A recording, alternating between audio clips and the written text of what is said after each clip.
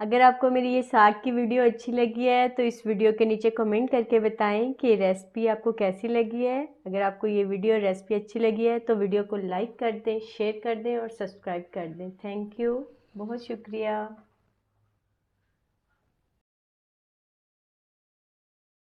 بسم اللہ الرحمن الرحیم۔ السلام علیکم، میں ہوں سدرا اور آپ دیکھ رہے ہیں میرا یوٹیوب چینل کوکنگ وتھ سدو۔ امید کرتی ہوں آپ سب خیریت سے ہوں گے۔ میں بھی اللہ کا شکر ہے بالکل ٹھیک ٹھاک ہوں۔ تو آج ہم اپنے کچن میں بنا رہے ہیں سرسوں کا ساگ، سردیوں کی سوغات۔ ہر گھر میں یہ بنتا ہے، ہر کوئی اپنے طریقے سے بناتا ہے، تو میں بھی اپنی ریسپی آپ سے شیئر کرتی ہوں کہ میں کس طرح بناتی ہوں۔ یہ بنانا تو بہت مشکل ہے لیکن کھانا اتنا آسان ہے کہ فریج میں مہینہ بھی پڑا رہے تو ساگ ہی ہر کوئی لائک کرتا ہے کہ میں ساگ ہی کھاؤں گا۔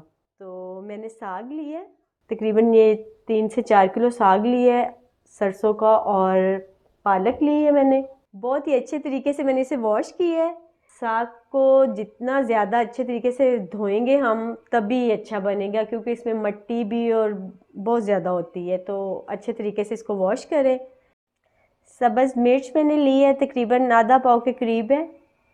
نمک لیا ہے 2 ٹیبل سپون، اور پانی 1 سے 1.5 گلاس جائے گا اس میں۔ ویسے تو ساگ اپنا بھی بہت پانی چھوڑتا ہے لیکن اس کو اچھے سے گلانے کے لیے ہم نے تقریباً آدھے گھنٹے کے لیے، پونے گھنٹے کے لیے اس کو پکانا ہے۔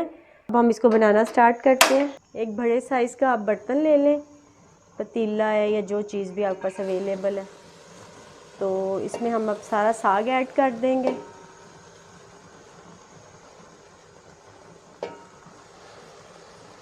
کچھ لوگ اس میں میتھی بھی ڈالتے ہیں، تو میں تو نہیں کم از کم ڈالتی، اس سے نا ساگ کا کلر ہی سارا خراب ہو جاتا ہے، ٹیسٹ تو بالکل بھی اچھا نہیں ہوتا۔ تو ان چیزوں سے ہی اگر آپ ساگ بنائیں تو زیادہ مزے کا بنتا ہے۔ ساگ ڈال دیا، اب میں پالک ڈالوں گی اس میں۔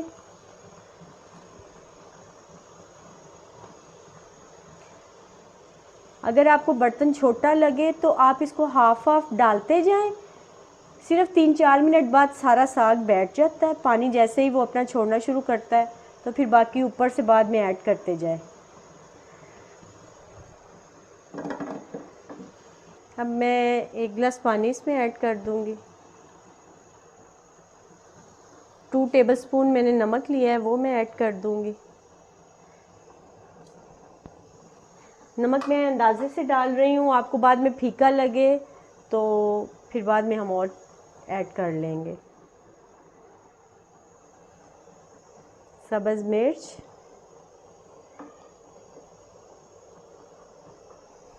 اب ہم اس لڈ کلوز کر دیں گے اور اس کو اچھے سے پکنے دیں گے۔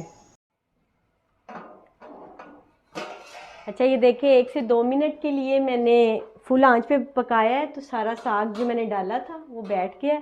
اب باقی کا ساگ بھی میں اس کے اوپر ایڈ کر دوں گی۔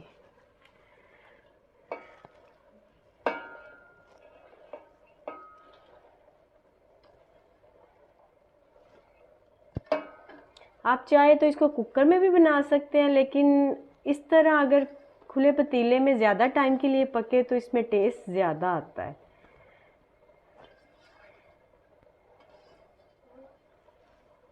اچھا میں اب اس پہ ڈھکن دے دوں گی اور تقریباً آدھا پونا گھنٹہ کے لیے میں پکاؤں گی اس کو۔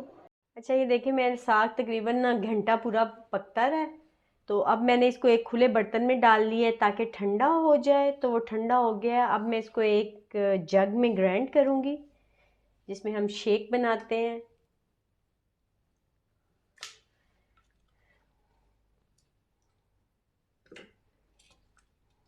صرف تھوڑا تھوڑا ہم نے اس کو چلانا ہے، بالکل دردر سا کرنا ہے اس کو، ساگ کو۔ اس ٹائم پہ نا میں یہ 3 عدد کچی سبز مرچ ایڈ کروں گی اور اس کو ہم اچھے سے گرائنڈ کریں گے۔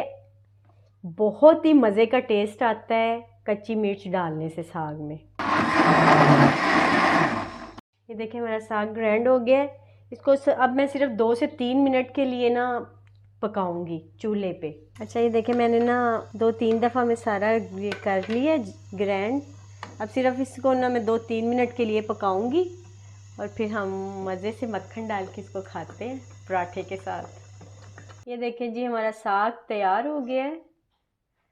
اب ہم اس کو سرو کرتے ہیں ایک باؤل میں.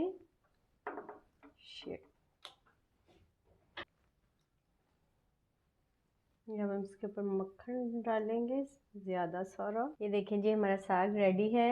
اگر آپ کو میری یہ ساگ کی ویڈیو اچھی لگی ہے تو اس ویڈیو کے نیچے کمنٹ کر کے بتائیں کہ یہ ریسپی آپ کو کیسی لگی ہے. اگر آپ کو یہ ویڈیو ریسپی اچھی لگی ہے تو ویڈیو کو لائک کر دیں، شیئر کر دیں اور سبسکرائب کر دیں. تھینک یو، بہت شکریہ.